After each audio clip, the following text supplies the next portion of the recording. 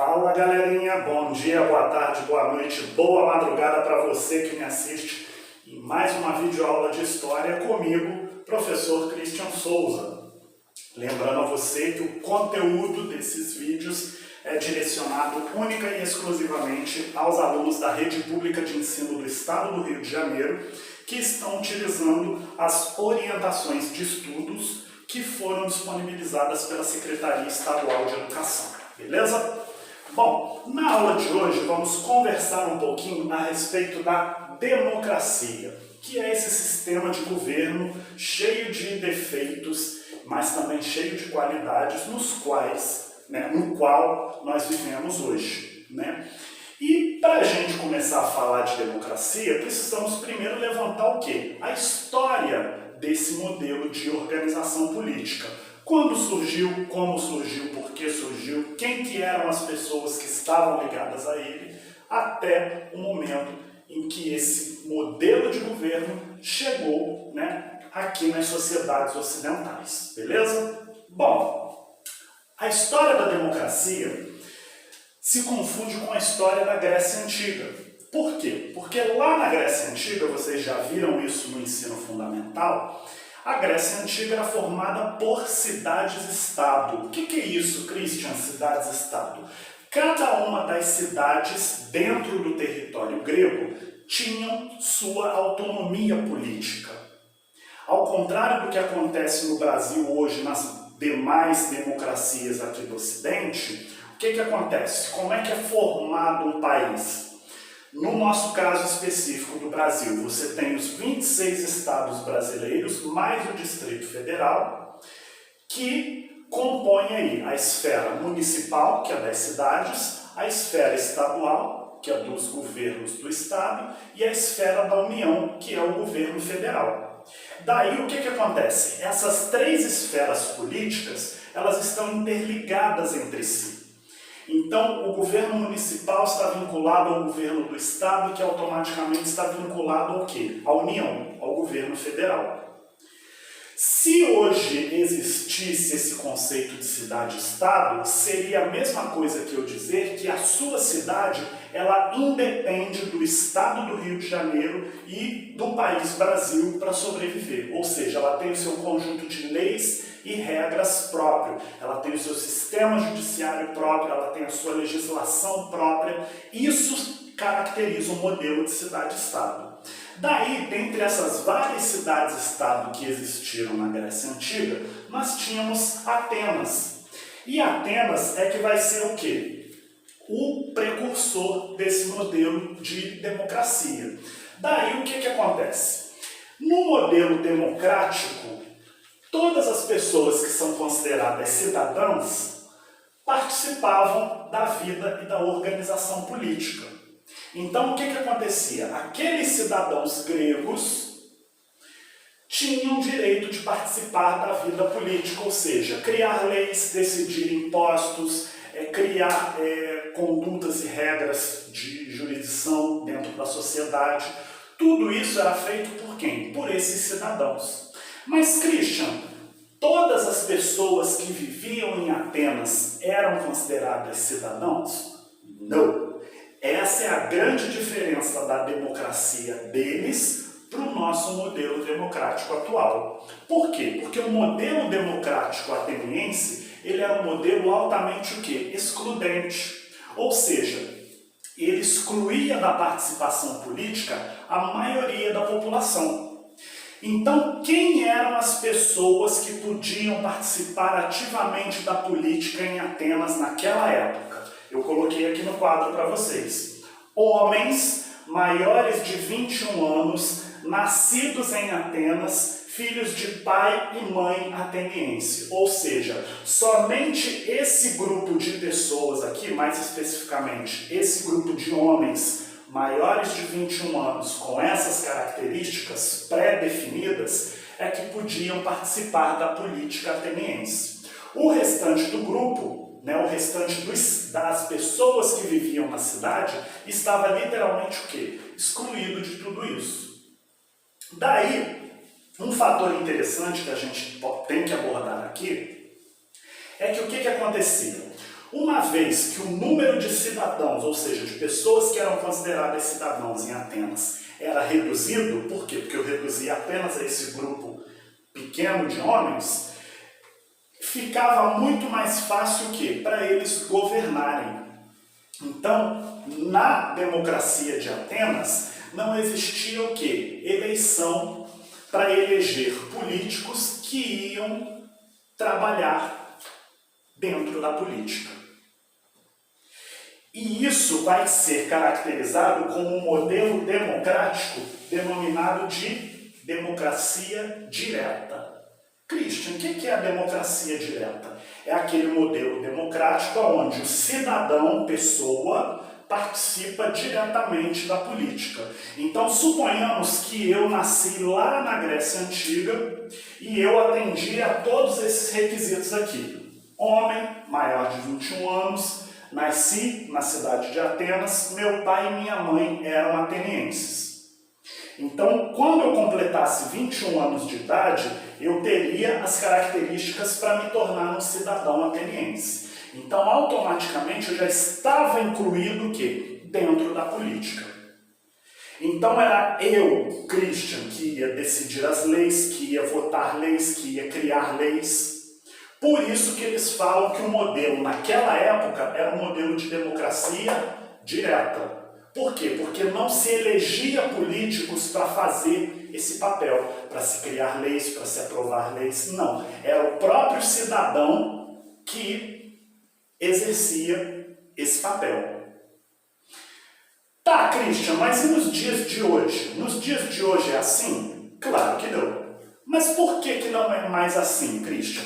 Primeiro, hoje, século XXI, o conceito de cidadania ele se expandiu. Né? Ao longo da história humana, esse conceito de cidadania ele foi se expandindo. Para vocês terem uma ideia, no caso de Brasil, analisando a história do nosso país, nos dias de hoje, né, um feto na barriga da mãe, ele é considerado um cidadão. Mas Christian, mesmo sem ter nascido, sim. E eu te provo como. A partir do momento em que essa mãe não pode cometer um aborto, salvo lá as exceções que são previstas em lei, que é no caso de estupro ou de má formação desse feto, se a mãe cometer um aborto, não estando previstas essas duas situações, ela está cometendo um crime contra aquela vida que está sendo gerada na barriga dela. Isso prova para você o quê? Que esse feto, esse bebê que está sendo gerado, mesmo sem ter nascido, ele já tem o quê? Direitos de cidadania. Então, para vocês terem uma ideia de como que esse modelo de cidadania hoje, ele cresceu. Daí o que acontece? No Brasil hoje somos aí aproximadamente 200 milhões e um pouquinho de brasileiros. Tá?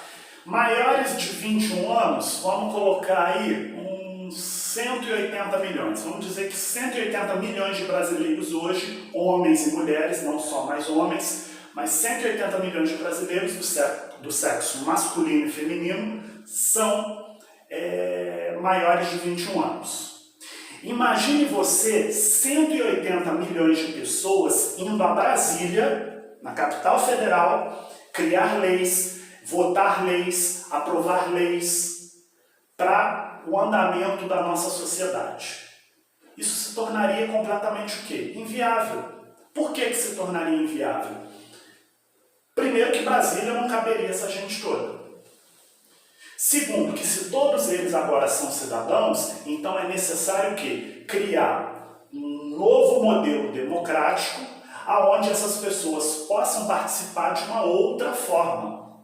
Daí que vai se criar, então, esse modelo que eu coloquei aqui no quadro, que é o modelo da democracia indireta, que é como ele está falando aqui, ó. Nos dias de hoje, em razão de o conceito de cidadania ter se expandido a todos os indivíduos, não é mais possível adotar um modelo direto de democracia. Se adotássemos um modelo direto de democracia hoje aqui no Brasil, seria esse exemplo absurdo que eu dei para vocês. 180 milhões de brasileiros tendo que ir a Brasília criar leis, votar leis, decidir, né, como que ia ser o andar político do nosso país. E isso é inviável. Daí, então, o que se criou para poder acabar com esse problema? Um modelo de democracia indireta. Daí, o que vai acontecer? Como não é mais possível adotar um modelo direto, nos tempos de hoje, a gente escolhe representantes que serão porta-vozes da sociedade na política em mandatos no modelo denominado de democracia indireta. Você provavelmente ainda não deve votar, ou já deve votar, mas caso um dia você vote, aliás, um dia você vai votar, porque no nosso país é obrigatório votar, você vai ter que escolher o quê? Representantes políticos da sua região para representar os seus interesses e os interesses da sua cidade, do seu estado na política. Ao ir lá na urna eletrônica e escolher aqueles candidatos, você está participando do modelo democrático o quê? Indireto.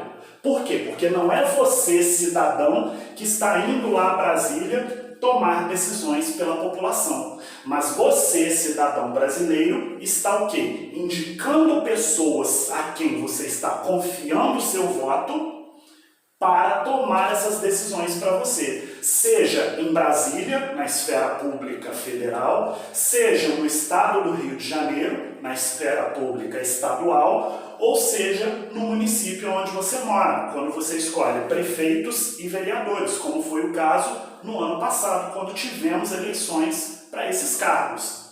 Então, toda vez que a gente tem um modelo político democrático baseado em eleição, significa que esse modelo democrático é uma democracia indireta, beleza? Acompanhem comigo aí na página 10 da apostila, onde ele começa a falar sobre esse assunto. Você já parou para pensar sobre a sua participação na política de seu país? Você sabia que você tem direito a essa participação, afinal você é considerado um cidadão brasileiro? Essa participação pode se dar de várias formas. A primeira delas, e a mais importante, através do voto, aos maiores de 16 anos. Dos 16 aos 18 anos, você tem o direito de escolher se você quer ou não votar. A partir dos 18 anos até os 65, você é obrigado a votar, ok? Bom, então, conforme ele fala, através do voto aos maiores de 16 anos, da participação de associações que vão desde o grêmio da escola até um partido político ou sindicato, através de abaixo-assinados, manifestações públicas. Todos esses exemplos que ele está citando aqui são formas de você participar o quê? Da política, seja local, ou seja, de um modo global. São formas que você tem de atuar politicamente. Vou dar um exemplo, a questão que ele está falando aqui do abaixo-assinado. Professor de história é muito ruim, não gostamos dele, vamos fazer um abaixo-assinado para tirá-lo. E aí, com isso, se organiza um abaixo-assinado, explicando lá no alto que não queremos aquele professor por esse motivo. Passa-se esse abaixo-assinado, as pessoas que estão de acordo com aquele abaixo-assinado assinam, e aquilo ali passa a valer também como o quê? Como um documento. A sua participação, por exemplo, no sindicato da classe que você trabalha, é um modelo participativo democrático, ou seja, tudo isso é o quê? É uma maneira que você tem de participar ativamente o quê? Da democracia, ok? Esse direito, que é de todos os cidadãos, existe porque vivemos em um regime político chamado de democracia. Mas será que todos os países do mundo vivem em uma democracia? E onde surgiu esse sistema de governo democrático? Será que desde o seu surgimento até os dias de hoje a democracia sofreu alguma transformação? Em primeiro lugar, a gente tem que pensar sobre a origem da palavra democracia. E a origem dela, assim como já falei no início da aula, é de origem grega. Então, o que significa democracia? Ele está falando aí para você. Ó. Demos, de povo. Kratia, de poder, de força. Demos, mais kratia, força do povo, poder do povo. Então, isso é, né, o que significa essa palavra, democracia. A democracia surgiu na cidade de Atenas, que era uma cidade-estado da Grécia Antiga por volta do século 6 a.C. No entanto, naquele tempo, a democracia lá era bem diferente do que entendemos hoje por democracia. Por que era diferente, Christian? Ele falou aí o que eu já escrevi no quadro. Lá, apenas os cidadãos podiam participar da política e tomar decisões. No entanto, nem todo mundo era considerado cidadão em Atenas. Assim, apenas os homens maiores de 21 anos, nascidos em Atenas, filho de pai e mãe ateniense, é que eram cidadãos e tinham direito a essa participação política. Dessa forma, a maior parte da população da cidade de Atenas, como mulheres, estrangeiros e escravos, não eram considerados cidadãos e ficavam de fora das decisões políticas de Atenas. Ou seja, esse conceito de democracia que nos dias de hoje é amplo, que vai desde um feto que está na barriga da mãe até um idoso de 100 anos, lá na cidade de Atenas ele era reduzido a um grupo mínimo de pessoas. Por isso que era possível exercer um modelo democrático direto, beleza? Outra diferença é que na democracia que conhecemos, nós escolhemos nossos representantes através do voto. Esses representantes são os políticos que estão nos cargos do executivo. O que é o cargo de executivo, Christian? Prefeito, governador e o presidente da república. Os cargos do legislativo, que são os vereadores, os deputados, os senadores. E esse tipo de sistema que ele está citando aí é o modelo democrático indireto, ou também pode ser classificado como representativo. Então, esse modelo democrático que nós vivemos nos dias de hoje, ele pode ser chamado de democracia indireta ou democracia representativa. Mas por que representativa, Christian? Porque você, de tempos em tempos, vai lá na urna eletrônica escolher a pessoa que vai te representar no poder. Seja o prefeito, seja o vereador, seja o deputado estadual, federal, senador e também o presidente da república. Entendeu agora? Beleza, Christian. Já entendi o que é a democracia indireta. Mas e a democracia direta? É o que ele fala aí na continuação do parágrafo. Já a democracia direta, já a democracia ateniense era direta, ou seja, todos os cidadãos tinham direito a participar da Assembleia do Povo, que eram reuniões onde se discutiam e votavam as questões atenienses. A Assembleia do Povo, para eles, lá em Atenas, nesse período, seria a mesma coisa para nós hoje que o Congresso Nacional. Daí foi aquele exemplo que eu dei. Por que o modelo direto de política ele não se aplica nos dias de hoje? Como é que eu vou pegar 180 milhões de brasileiros que estão aptos a votar e vou mandar para Brasília para poder discutir projeto de lei, aprovar leis ou vetar leis? Fica impossível. Por isso que o nosso modelo ele é o quê? Ele é representativo. Nessa época, era possível os cidadãos participarem da Assembleia do Povo, por quê? Quem que era cidadão na Grécia Antiga, né, em Atenas?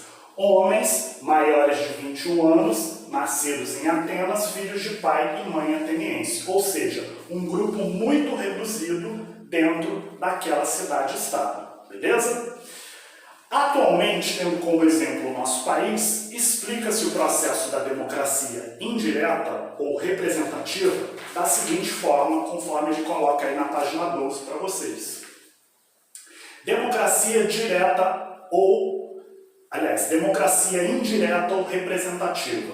O povo elege os representantes, quem são esses? Prefeitos, vereadores, deputados, senadores, etc., para governarem e acompanharem diretamente a administração pública. Ou seja, foi aquilo que eu falei, a cada 2 anos, nós brasileiros temos que ir na urna eletrônica escolher nossos representantes.